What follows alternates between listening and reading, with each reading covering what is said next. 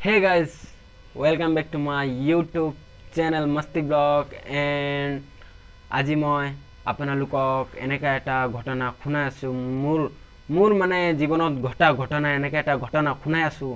আপোনালোকে প্লিজ শুনি দিব ভিডিওটো শেষলৈকে চাব আৰু যদি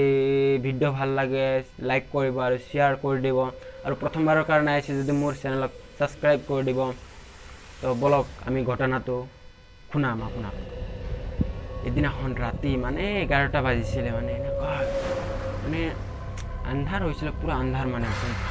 আমৰ গছ আছিল ডাঙৰ আমৰ গছ আছে ঘৰৰ ওচৰত মই লগৰহঁতৰ ঘৰত গৈ আছিলোঁ